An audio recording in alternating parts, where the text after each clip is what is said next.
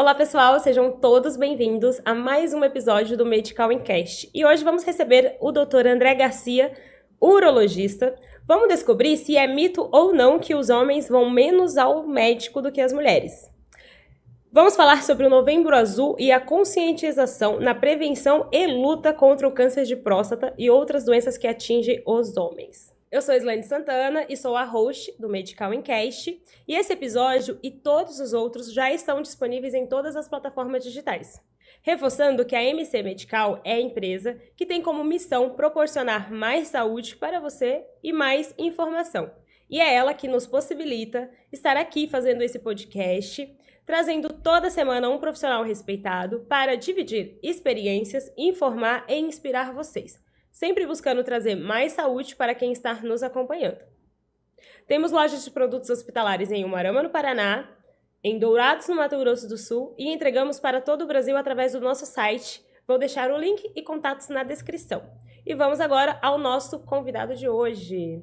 Sejam bem-vindos, doutor André. Obrigado por aceitar o nosso convite e estar aqui hoje gravando com a gente, informando e educando as pessoas. Muito obrigado pelo convite, é um prazer estar aqui. Acho que o objetivo de levar a informação também faz parte da carreira do médico, né? A gente tem como objetivo tratar, a gente tem como objetivo cuidar das pessoas, né? Diminuir o sofrimento e levar informação.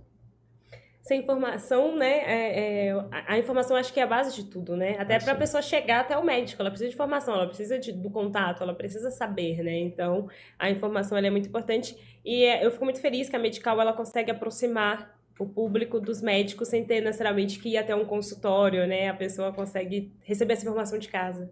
Sim, hoje a tecnologia facilitou bastante, né? Então, a informação chega mais fácil, atinge um maior grupo de população. Então, as coisas se difundem mais fácil hoje. Então, doutor, conte pra gente a sua história. Quem é o doutor André? Para quem tá te acompanhando agora, conhecendo agora. Meu nome é André Ricardo Lopes Garcia, eu tenho 41 anos, sou natural de Umuarama mesmo, cresci aqui. Fiz toda a minha formação em Londrina, né, na Universidade Estadual de Londrina. Sou médico cirurgião geral formado por lá também e médico urologista também formado por lá.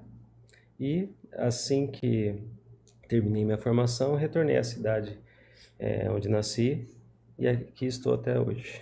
Quantos anos já que você é médico aqui, que você atende aqui na nossa cidade? Já se foram 7 anos. Ah, é recente, não é Sim. tanto tempo. E o que te levou, assim, a escolher medicina como profissão e até chegar na urologia?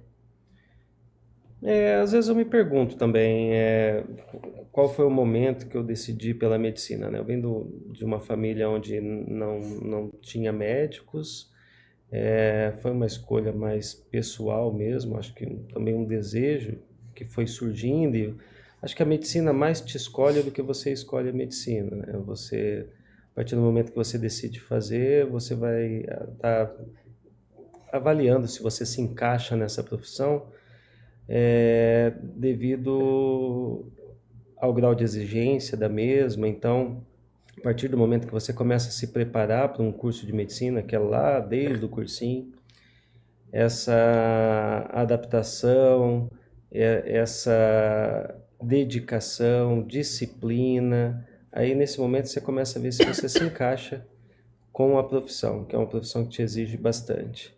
Depois a faculdade é o mesmo grau de exigência, para passar numa prova de residência é o mesmo grau de exigência, e a gente acaba se acostumando a essa doação para quando sair para o mercado de trabalho ver que essa doação também existe nesse momento.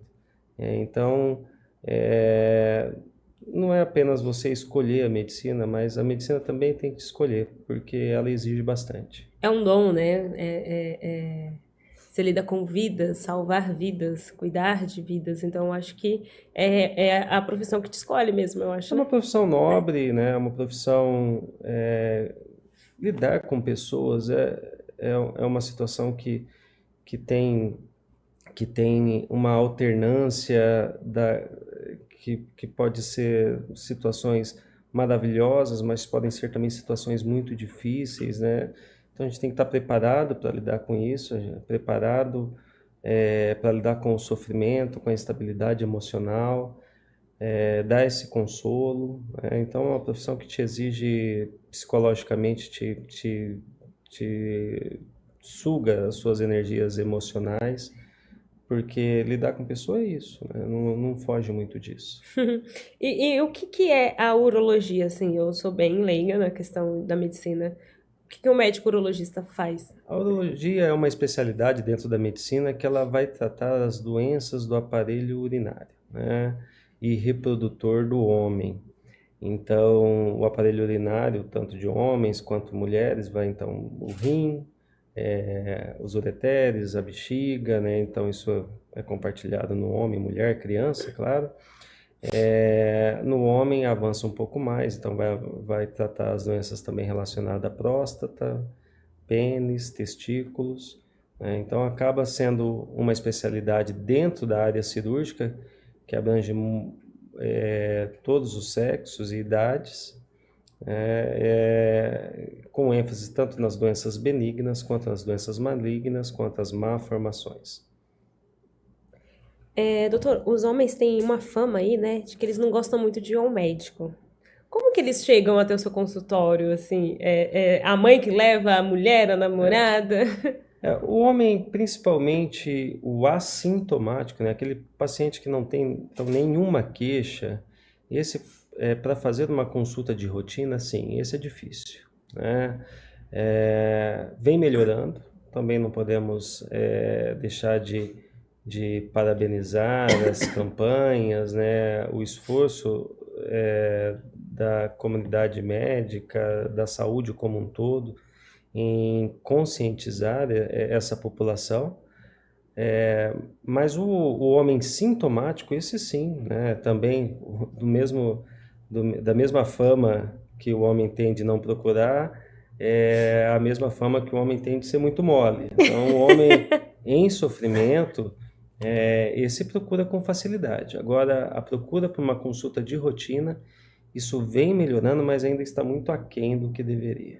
Doutor, o homem, a gente sabe assim, quando um homem. Eu vi até na época da pandemia as pessoas faziam meme, tipo assim: você já viu algum homem assintomático? Homem quando tem uma gripe, ou homem que acha que vai morrer.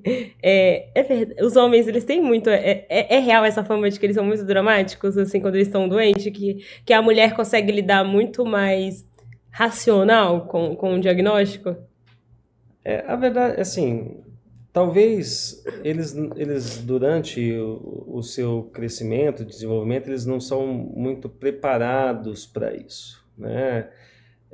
O homem, ele é sempre preparado para ser a força da família, né? O braço forte, aquele que vai ser o arrimo de família, que vai sustentar, que vai defender.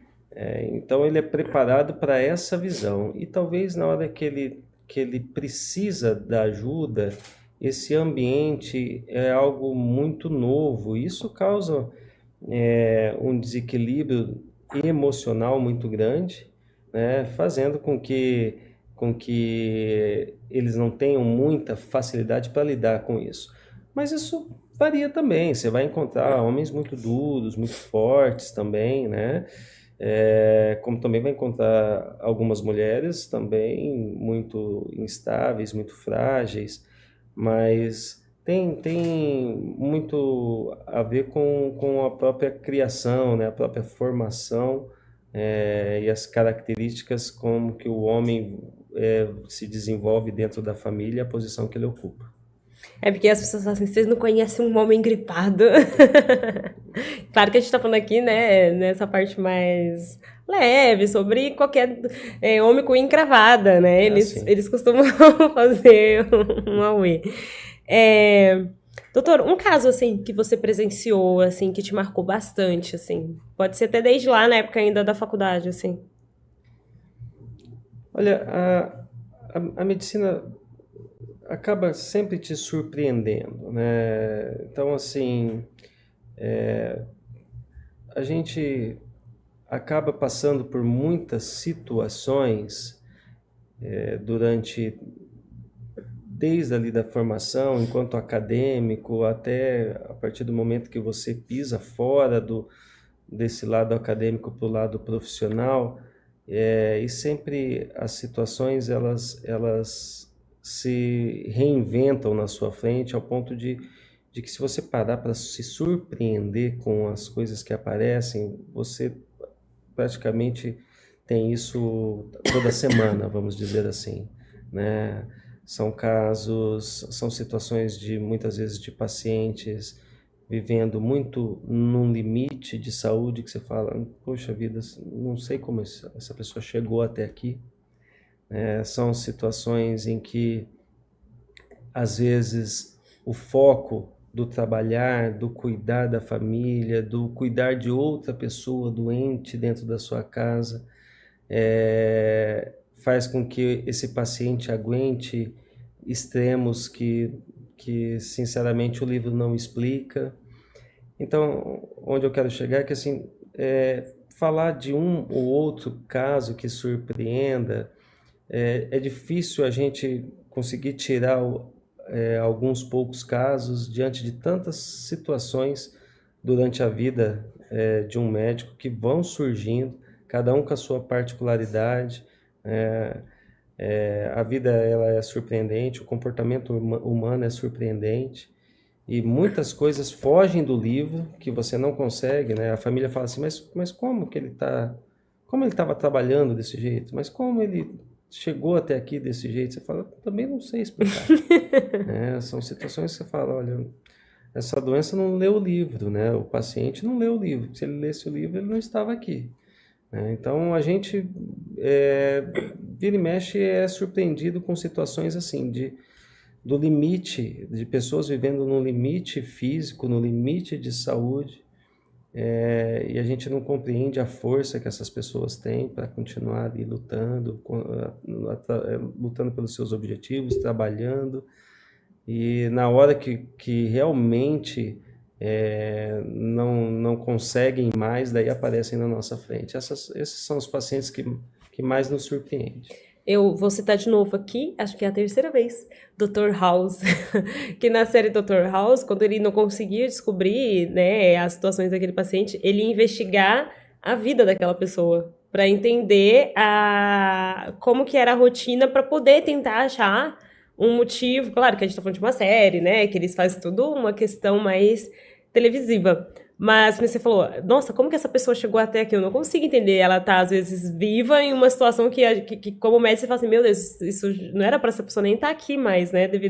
E no Dr. House tinha muito isso, que para eles conseguirem ter um diagnóstico certeiro, eles precisavam ver a rotina daquela pessoa, como que era a vida, onde era o ambiente que ela estava, para entender, porque eles não conseguiam também chegar, às vezes, numa conclusão médica daquele paciente, que os livros não diziam nada sobre aquilo. Porque daí entra que a questão social, o recorte que aquela pessoa, onde aquela pessoa está inserida, influencia em alguns sintomas e diagnósticos, né? Com certeza, né? O ambiente, né? As doenças ocupacionais, o ambiente do ponto de vista de saneamentos, né? Cuidados de saúde precário, onde mora, todas essas situações influenciam sim, profissão, né? Isso a gente aprende lá na fase acadêmica de como se fazer uma anamnese, né? Que é retirar esse histórico do paciente, e esse histórico como da maneira mais completa que ele fique, vai acabar facilitando então o diagnóstico final. Então, quanto mais completo for uma anamnese, melhor vai ser e mais fácil vai ser para você chegar num veredito final, que é o diagnóstico, né? Então, isso realmente, analisar o ambiente faz parte de uma consulta médica, né? A gente tem que entender também em que cenário esse paciente se insere. Doutor, não sei se é a sua área, né? Mas eu vejo muitos médicos fazendo alerta para o câncer de pênis. E aí eles falam assim, gente, como prevenir? Água e sabão. Tipo, vocês fazer uma boa higienização. Aí você fala assim, cara, mas né, é algo tão básico, ainda mais o brasileiro que toma mais de um banho por dia. E os médicos falam assim, mas tem homem que não usa água e sabão. Parece tão mirim, né, essa informação. A verdade, mas às vezes a situação pela qual se encontra o paciente impede dele fazer essa higiene, né? Então, você tem algumas situações, como a própria fimose secundária, né? A queda hormonal que o paciente tem no envelhecimento, que não permite ele uma exposição correta do pênis e fazer uma higiene. Então, só levantar essa situação de que foi a causa uma falta de higiene, tem que também entender um contexto. Às vezes ele não conseguia realizar a higiene, né? Mas nós temos incidências dentro do nosso próprio país que a falta é de sabonete mesmo, né? Nós temos que entender que algumas populações acabam entre comprar um sabonete e comprar alimento, vai comprar o alimento, óbvio, e não tem um sabonete para uma higiene. Nós temos que lembrar disso também, né? Que não é uma falta de higiene muitas vezes, e eu vou ser bem sincero para vocês, que na grande maioria das vezes não foi uma falta de higiene por opção. Toda vez que você avalia isso sendo por falta de cuidados de higiene, não vai ser assim, porque simplesmente ignora a higiene corporal, tá? Muitas vezes, a grande maioria das vezes por impossibilidade, no caso igual eu estava explicando, e uma outra parcela muito boa também é relacionados a condições sociais. É que quando a gente acaba recebendo esses dados, a gente só olha números, Sim. sem aquela. Que eu falo que às vezes é por isso que às vezes o que chega pra gente, a informação, é só um número, né? Sim. Que aumentou não sei quanto o número de casos disso, motivo, falta de higiene, mas assim, não avalia novamente aqueles dados como indivíduos, né? Pessoas que Sim. têm suas particularidades, seus ambientes sociais e tudo mais. O que é o Novembro Azul, sabe? E a sua importância? Na verdade, sim. O Novembro Azul surgiu como uma maneira de conscientizar o homem da saúde como um todo, né? Tem como carro-chefe o câncer de próstata, né? Por ser emblemático, por ser também o câncer de próstata o tumor mais comum do homem, né? Não relacionado aos cânceres de pele, né? Então, não pele. Mas o foco é de conscientizar o homem como um todo, né? Lembrar que o homem, de uma análise bastante fria, o homem vive 7 anos menos do que a mulher, né? As doenças que mais matam o homem ainda são doenças cardiovasculares, as doenças as vasculares, como os AVCs, também estão inseridos nesse grupo, que são doenças preveníveis, né? A partir do momento que esse homem busca o atendimento médico e o acompanhamento, ele pode evitar muitas mortes relacionadas à parte cardiovascular. E os tumores também estão em foco, nem sempre para prevenção, mas principalmente para o diagnóstico precoce, que é onde entra o câncer de próstata, como sendo então o tumor mais comum do homem, alcançando números para já chegar a ser o tumor que mais mata o homem, né? Tendo uma incidência de 1 a cada 7 homens vai ter o câncer de próstata. Nossa, é muito maior do que de mulheres com câncer de mama. É muito próximo, é muito próximo. E com uma incidência de uma morte por câncer de próstata a cada 40 minutos no Brasil. Então, é uma doença que tem um impacto muito grande na população, na política de saúde pública, né? Mas o foco é o paciente individualizado também, né? Não adianta a gente falar de uma maneira geral, trazer números e não focar no indivíduo, né? Nós precisamos também focar no indivíduo, porque esse indivíduo também não traz só a próstata, né? Ou esse indivíduo traz outros problemas de saúde. O urologista tem uma função importante nisso daí, porque acaba sendo visto como o médico do homem. Então vai ser provavelmente o primeiro contato com o médico, né? Tem uma grande chance disso acontecer, de ser o primeiro contato com o médico, ser com um urologista. E o urologista tem essa função de olhar ele como um todo, né, orientar em relação a outras patologias e as suas especialidades específicas para a gente poder encaminhar, tratar o que for possível dentro do nosso alcance, mas sempre estar olhando para esse homem como um homem que traz ali um histórico, muitas vezes não revelado para médico nenhum, que talvez seja ali a primeira oportunidade de a gente estar podendo ajudar esse paciente já numa fase, a gente costuma dizer que é consertar o carro com o carro em movimento. Não é fácil. Então, a especialidade da urologia tem esse papel assim bastante importante nos homens, né? Por exemplo, voltando à história do câncer de próstata, nós temos que até no máximo algo em torno de metade dos pacientes, homem, com idade para o rastreio do câncer de próstata, metade apenas terá feito PSA. Em torno de 30% apenas terá feito um toque. Então nós temos assim que alcançar essa outra metade, né? Nós temos que alcançar essa mensagem. Todo ano ela é repetida no intuito de tentar chegar a essa metade da população que não busca um tratamento preventivo, que não busca uma consulta de rotina. O câncer de próstata, ele também é genético também? Tem chances? Ele tem uma relação familiar importante, né? Ele aumenta a incidência para aqueles pacientes que têm pais ou irmãos que apresentaram o tumor antes dos 60 anos. Então, assim, ele tem essa relação, é uma situação que a gente costuma ver que dentro dos riscos aumentados pelo câncer de próstata, essa relação genética tem importância. O doutor, né, acabou chegando até mim o seu nome, porque o pai de uma amiga é seu paciente.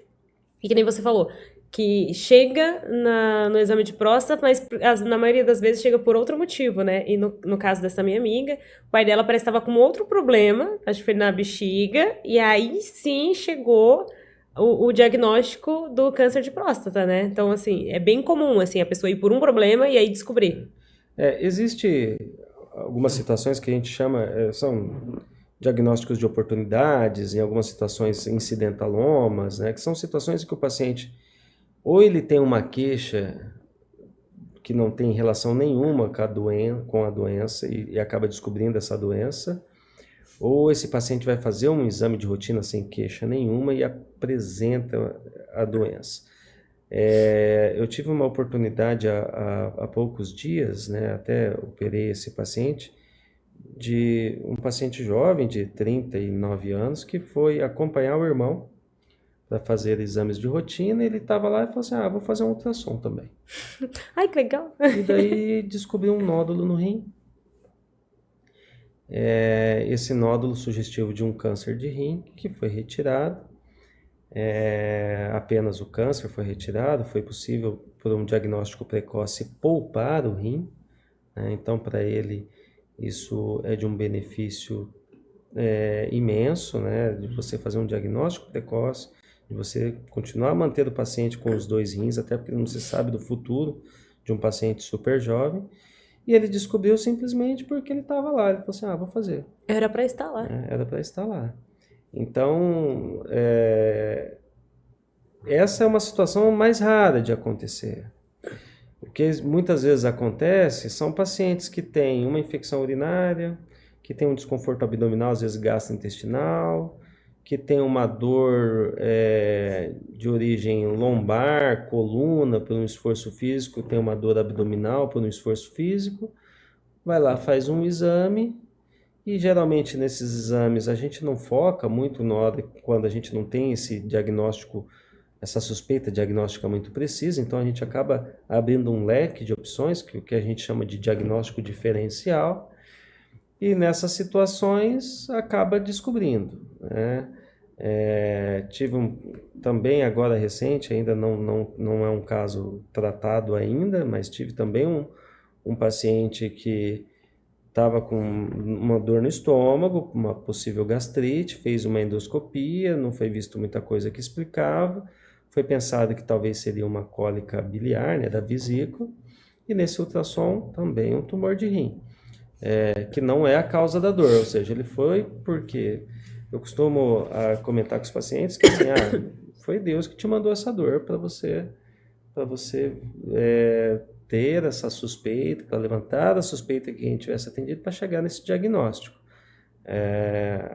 Então, existem essas situações do paciente sintomático por outra coisa e acaba fazendo o diagnóstico, e existem os pacientes assintomáticos que por um acaso acabam fazendo o diagnóstico também. E quais são os sintomas para um câncer de próstata? Saber que algo não está legal, assim.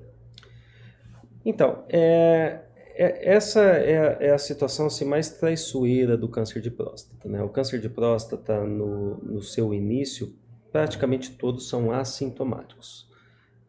E essa é uma barreira muito difícil da gente ultrapassar diante do paciente, que é como eu vou falar para ele que ele tem um câncer de próstata sem sentir nada, né? Então, esse é um momento em que o paciente ele olha com aquele olhar descrente, duvidoso para você, de falar assim, você pode estar de brincadeira comigo, né? Ele está falando que eu tenho um câncer, uma doença maligna que eu preciso tratar, E mas eu eu não não tô sinto sentindo nada. nada. Só que é isso que faz essa doença matar tanto. Por Porque é quê? silenciosa, né? Por ser silenciosa, né? Por daí não levar o paciente ao médico, né? E quando eu começo a apresentar sintomas, a nossa possibilidade de cura já cai bastante, né? E isso é a melhor maneira de explicar essa mortalidade, porque o câncer de próstata, quando tratado inicialmente, a chance de cura é muito alta. Então, é uma discrepância essas informações como eu estou falando de uma doença Que que mata tanto. tanto e ao mesmo tempo estou falando que ela tem grande chance de cura. Estranho, né? Eu acabei de falar de uma doença que mata um homem a cada 40 minutos e eu estou falando que ela tem grande chance de cura. Onde está o segredo disso? O segredo está No em diagnóstico. fazer diagnóstico precocemente. Então, o ideal seria que os homens fizessem o exame de próstata todos os anos. O que é preconizado, né, pela sociedade, quando você fala de uma medicina populacional, né, de uma triagem populacional, é que a partir dos 50 anos todo homem faça, então, esse rastreio do câncer de próstata, sendo um pouco mais precoce naqueles pacientes que têm um histórico familiar positivo, os pacientes de raça negra, porque existe uma maior incidência do câncer de próstata e uma agressividade maior. Os pacientes obesos também têm uma incidência um pouco maior, né? Então essas são as situações assim que fica mais fácil da gente separar em grupos para começar um pouco mais cedo. Mas isso, eu costumo dizer para os pacientes que isso é medicina populacional, né? Isso é através de estudos que mostram qual seria a melhor forma o melhor momento de se fazer diagnóstico, atingindo um maior número de pessoas.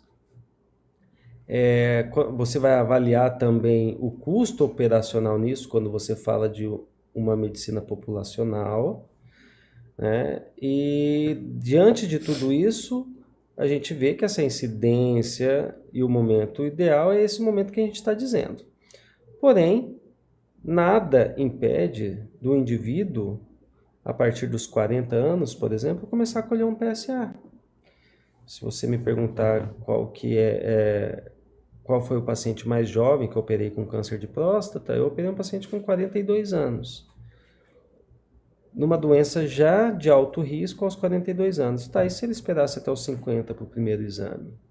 Ele nem chegaria, qual que talvez, seria né? a condição de tratamento, né? Ele está caminhando para a cura, faz 4 anos que eu operei ele, está indo para o 5º ano, né? A gente considera um paciente com critérios de cura, pelo menos um critério para a gente dar uma folga maior para esse paciente a partir dos 5 anos livre de doença. Então, aos 47, 48 anos, ele vai estar completando isso, mas foi diagnosticado super precoce, né? Já não conseguia operar paciente aos 50 anos. No primeiro exame de PSA, o PSA estourando doença grave, que já não saía mais, que é um paciente que daí teve que ser submetido a tratamento de controle da doença, não mais de cura. Então, as estatísticas estão aí quando a gente faz uma análise populacional, mas a análise individual pode ser diferente, né? Claro que é responsabilidade do médico, né? Tá conversando, tá orientando o paciente quando começar, e a segurança de segmento, né? Você pode discutir para um paciente que faz de uma maneira mais precoce um PSA, e ele estando baixíssimo, né, como é de costume nessas idades mais precoces, repetir depois de 2 anos, né? Você pode até estar sugerindo isso ao paciente, mas essa responsabilidade não é do paciente, essa responsabilidade é do médico em poder orientar, junto com o paciente, o melhor caminho. E o que é um PSA? PSA é um exame de sangue, né? É um exame específico da próstata. A gente sabe hoje que não é totalmente específico, mas ele é um exame que nos auxilia, um exame com uma coleta simples, que não precisa de jejum, que nos auxilia diante do seu valor absoluto, das suas variações, das suas frações, a raciocinar sobre o risco do paciente ter uma doença, um câncer de próstata, para daí gerar a necessidade de uma investigação maior, né? O diagnóstico do câncer de próstata vai se fazer por biópsia, mas o PSA junto com o toque são armas baratas, práticas, fáceis de utilizar, sozinhas incompletas, né? Sozinhas não são boas, mas juntas já são uma combinação que a gente consegue fazer esse rastreio de maneira adequada até o momento, a melhor maneira. Então, é dessa forma que a gente acaba avaliando esse risco e a necessidade desse paciente fazer uma biópsia ou não. Doutor, a gente sabe que geralmente as mulheres é que levam os maridos, os namorados, os filhos para o médico. Então, já que a comunicação precisa chegar até o receptor, é importante, então, sempre estar conscientizando e explicando para as mulheres, que daí as mulheres levam os maridos. Você acha que a comunicação direta para o homem, tipo, essas campanhas, né, que a gente vê na TV, vê nos postos, vê nos hospitais, os homens, eles chegam a olhar aquilo e falam assim, nossa, eu tenho essa idade, eu acho que eu posso estar nesse grupo de risco, eu vou marcar um exame amanhã. Eles têm essa conscientização, é sempre, amor, olha aquilo dali, você já tem 45, a gente vai essa semana. Você acha que é mais assim ou mais o homem mesmo? Olha, vem melhorando a conscientização do homem, tá? Vem melhorando. Está muito ainda aquém, mas vem melhorando. Por isso que é importante essa mensagem chegar no ambiente familiar, né? Esse caminho, eu costumo dizer que ele tem que ser iniciado não aos 50 anos, não aos 45 anos, não aos 40 anos, né? Mas como as mulheres, esses homens têm que ser preparados desde a infância, né? As mulheres crescem ouvindo que a partir do início da atividade sexual tem que começar, vai no ginecologista antes, mas exames de rastreio de câncer de colo de útero já começa a partir do momento que inicia a atividade sexual e vai ali durante toda a vida sexual da mulher, sobre a avaliação do câncer de mama. Então, dentro da família, dentro das reuniões familiares, das rodas de mulheres, que geralmente as meninas ficam ali escutando a conversa, esse é um assunto bastante comum. Então, a mulher cresce com uma enxurrada de informação, por mais detalhada ou menos detalhada que seja, mas ela sabe que seu momento vai chegar, né? Ao ponto da menina sentir um pulo entre a criança e a adolescente e a mulher, a partir do momento que ela vai à busca ao médico, né? Ah, então eu já vou ao ginecologista, né? Então, para isso é até uma conquista para a mulher, né? E não visto, claro, nós temos também uma incidência, uma mortalidade alta no câncer de colo de útero, porque as mulheres acabam esquecendo, sendo bombardeadas assim, por outros afazeres, responsabilidades, e acaba deixando a saúde num segundo plano. Mas a gente vê que as razões maiores, né, dessa falha estão relacionadas ao ambiente, não à consciência. Elas sabem que tinham que ir, mas não conseguiram ir. Então, por quê? Porque essa formação vem lá do berço. Então, talvez a gente precise mudar a maneira de lidar com o sexo masculino já desde essa fase. Levando ele já ao médico, né? Explicar, ele tendo o hábito de ir ao médico. O hábito de ir ao médico, ou levar, por exemplo, o urologista também pode fazer a conscientização, a orientação em relação ao início da atividade sexual, as doenças sexualmente transmissíveis. Então, pode participar dessa fase, né, para o homem. Então, lembrar isso, talvez praticar isso melhor. Olha, antes de você começar a namorar, a gente vai passar numa consulta, o doutor vai te explicar as situações. Toma vacina para HPV. Também, hoje tem uma importância fantástica, né, a conquista da vacina do HPV. Então, essa situação tem que melhorar já lá atrás. Como a gente vive, como a parcela da população que está chegando aos 50 anos, você já não consegue mais fazer isso, então a gente tem que impactar eles nessa fase. A nova geração. Então, assim, para a nova geração, pegar lá no berço. Mas para esses que estão, não tem como a gente voltar atrás. Então, são essas campanhas que vão levar informação. É sempre bom que ela chegue no ambiente familiar, essa campanha, não só o homem ter escutado, porque se você explicar para o homem, e daí, a partir do momento que terminar essa explicação, você vamos ali te examinar, colher o exame, ok, ele vai. Agora ele para casa? A partir do momento que ele foi para casa, que ele lembra a atividade que ele tem amanhã, que as contas que ele tem para pagar, que o problema que deu no carro, a oficina, acabou. Vai pro final da fila o ano que vem, se eu lembrar. Vai ser o último, né? E lembrar que daí no ano que vem, não, eu não fiz esse ano, mas ano que vem eu vou fazer.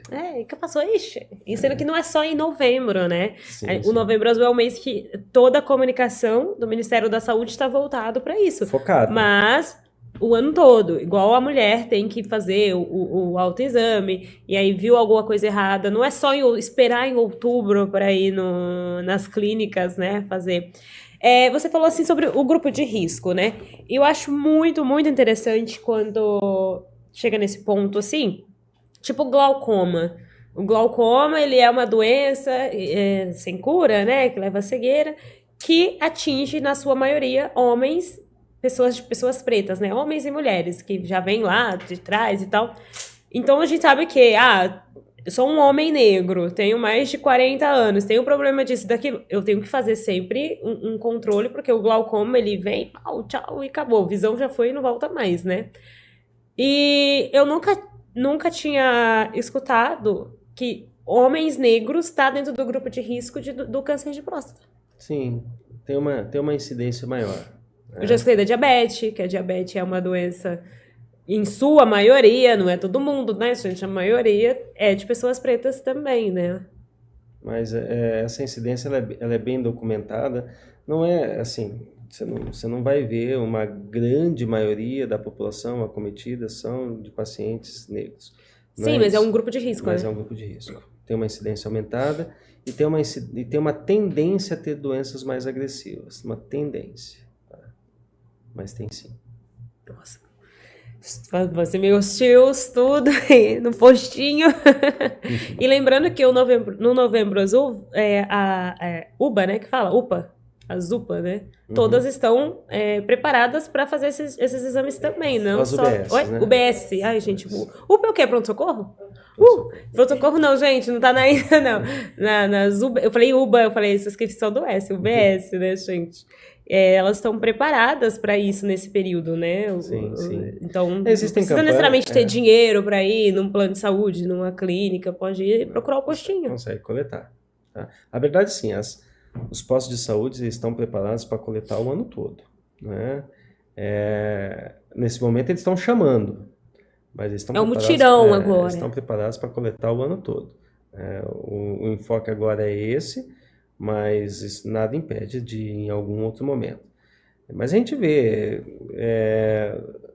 muitas vezes, quando a gente vai perguntar para o paciente, né, como eu falei, o PSA não é só o valor absoluto, mas sim as suas variações. Então, você vai comparar um exame com o exame do ano anterior. E muitas vezes você vai perguntar para o paciente quando você fez a última vez, ele fala assim, foi na última campanha.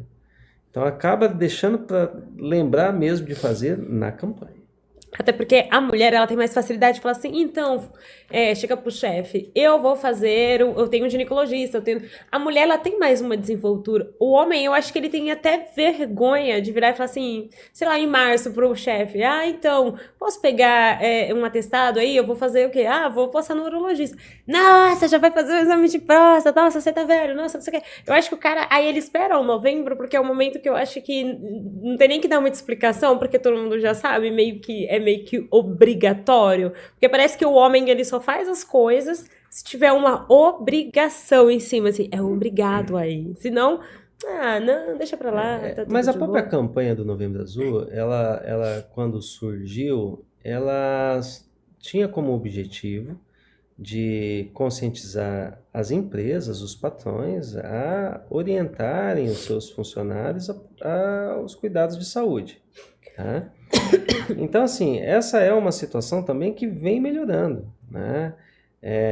As empresas vêm tentando trabalhar, convidar profissionais a palestrar, a orientar, a estar ali fazendo essa educação em saúde, porque a própria saúde da empresa depende disso, né? Você tendo seus funcionários saudáveis, né, eles vão render mais, eles vão produzir mais. Então, isso também não está se tornando até... as empresas estão se tornando apoiadores da causa.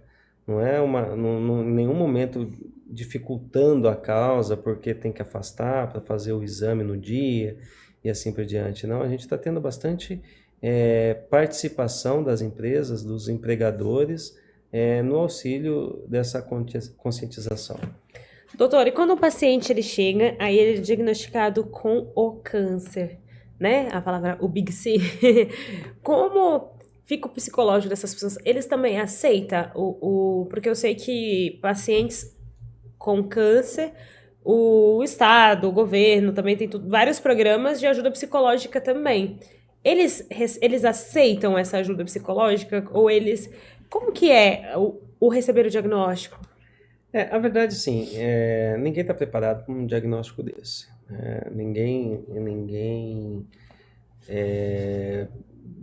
vive algo semelhante até o momento de receber uma notícia que vai impactar, né? Um diagnóstico de um câncer, né, de um tumor maligno, ele com certeza vai impactar na qualidade de vida desse paciente. Pode ser desde da situação mais grave, que é abreviar a vida desse paciente, mas ele sabe que a partir do momento que ele, através dos exemplos que ele tem dentro de casa, né, nos conhecidos, ele sabe que um diagnóstico desse, quando se fala isso, a vida dele vai mudar bastante. Aí está uma das funções do médico, que é tentar mostrar para eles o outro lado, né? Tentar mostrar para eles que podemos, primeiro que estamos juntos, né? É uma batalha que o paciente não vai enfrentar sozinho, né? Vai enfrentar junto com a equipe que está lhe atendendo, junto com a família, com o objetivo de melhorar a sua qualidade de vida, de Prolongar. abreviar sofrimento e prolongar a sua expectativa de vida. Claro que a gente gostaria de falar em cura para todos, né? Alcançamos muito isso dentro do câncer de próstata, mas para o paciente, quando se fala câncer, é o pior de todos. Sempre essa palavra. Quando você fala que o senhor tem um câncer, não importa se eu falar que é um câncer de pele, um câncer de próstata ou um câncer com uma gravidade maior. Essa palavra por si só já impacta e muito, né? Existe no primeiro momento uma fase de negação, né? É nesse momento que não é tão comum, mas a gente costuma perder alguns pacientes do ponto de vista de tratamento mesmo, esses pacientes não voltam, mas Se ainda bem eles que se isso recusam ao tratamento, tipo, aceitei que é isso, só vem Deus me leva, tipo não isso? quer tratar, entendeu? E daí cabe ao serviço social fazer a busca, tentar puxar esse paciente, né? A gente comunicar isso, quando isso também passa percebido, né? Tem que lembrar que, principalmente num serviço público, nós acabamos atendendo um volume muito grande, então nem sempre você vai perceber O que paciente não retornou, né? que esse paciente acabou deixando o tratamento. Se ele tiver na agenda e simplesmente não vir, ótimo, mas se ele não tiver nem marcado, você não consegue ter esse controle. Né? Ótimo que eu digo para você Sim, saber que ele não veio. rastrear, Daí você né? consegue rastrear. Então tem essa primeira fase da negação, né? Nessa primeira fase é muito difícil, a gente vê isso principalmente nos próximos retornos do paciente, você explica tudo certinho e parece que da próxima vez que ele vem, praticamente você não falou nada, ou seja, ele escutou aquela palavra e simplesmente naquele momento ele desligou. Não está mais entendendo nada do que você Já está foi dizendo. para uma outra dimensão. Então, isso a gente vê no dia a dia com bastante frequência. A gente tem que aprender com cada paciente como lidar com isso. Por mais que vários pacientes vão passando no nosso dia a dia, cada paciente tem uma particularidade, né? Uma forma de abordar, de compreender e até de você acolhê-lo, né? Então, isso é um aprendizado contínuo, difícil, e assim, acho que dentro de uma situação de saúde envolvendo um momento de uma emoção muito grande, isso nunca vai ser visto com um momento que simplesmente só faz parte do nosso dia a dia. É um momento que nós também nos envolvemos e tentamos ali dividir um pouco o fardo do paciente. E aí, nesse caso, também precisa de ter todo um apoio psicológico, né? Para esse paciente conseguir aceitar, porque a partir do momento que você recebe o diagnóstico, vai fazer parte da sua vida, você sendo curado ou não, né? Aceitar e buscar lidar com aquilo da melhor forma possível, precisa de um apoio psicológico, né?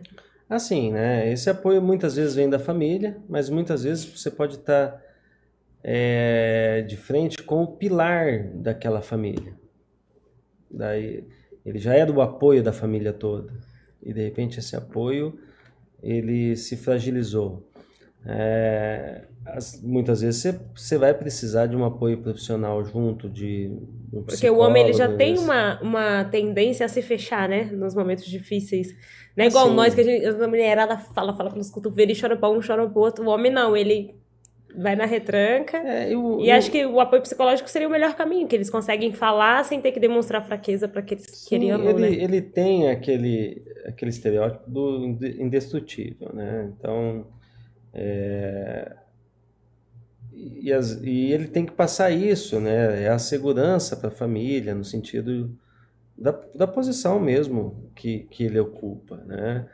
E, e a partir do momento ele passar de provedor para um dependente, não é uma mudança fácil, né? Não é uma mudança fácil. Doutor, para a gente finalizar, um recado para os homens, assim, um alerta. Você que vê isso todos os dias, o dia todo. Assim, eu como homem, vivendo dentro desse ambiente, eu posso dizer que compreendo muito da rotina, das dificuldades, de se parar o seu dia a dia, de parar os seus compromissos,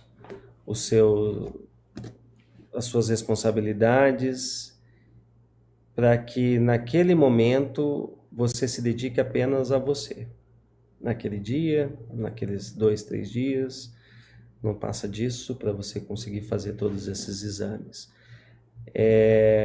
Mas eu tenho que lembrar que para você, homem, continuar podendo dar força para sua família, para ser o provedor ou para dividir isso com a sua esposa, com seus filhos, para continuar cuidando, você precisa parar. Você precisa parar no momento do ano, ou a cada 6 meses, a depender dos problemas crônicos que você tenha de saúde, para cuidar de si próprio, né? Então, é cuidando de você que você vai conseguir cuidar dos outros. Não adianta pensar diferente disso, né? O homem tem que entender que pequenas ações podem repercutir de maneira impactante no seu futuro. Pequenas ações podem prolongar, podem aumentar a expectativa de vida do indivíduo. E isso é feito a todo momento, né? E quando a gente fala em saúde, é claro que para aqueles pacientes que já possuem outros problemas crônicos, esses pacientes, já cientes disso, sabem da sua rotina. Mas para aqueles pacientes saudáveis e que nada sentem, né? Esses pacientes, eles precisam entender que eles não são indestrutíveis. Eles precisam entender isso, né? Que uma coisa nessa vida é certa, que um dia nós partiremos. É a única certeza que a gente tem. Depende muito da gente o quanto que a gente quer abreviar isso, né? Então, parem o que estão fazendo por um instante para cuidar de si próprio. A gente fala tanto, né, na internet, em todos os lugares, os discursos das mulheres de auto-amor, de autocuidado, de se amar. E os homens também têm que ter isso. E uma das formas de você se amar e amar sua família é você se cuidando, buscando ter uma rotina de ir ao médico sempre, cuidar sempre da saúde, ter uma alimentação saudável, ter uma atividade. Não é só também ir no médico.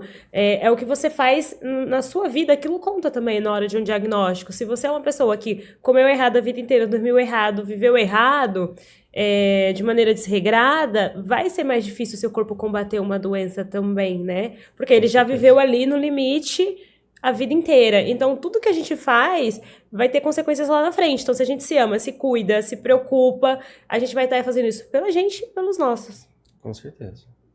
Gente, vamos finalizar por aqui o episódio de hoje com o recado. Homens, procurem um médico, faça os exames anuais. Anual tá bom, né, doutor? Já é bastante já, né, pro homem. Pelo menos, né? Pelo menos, né?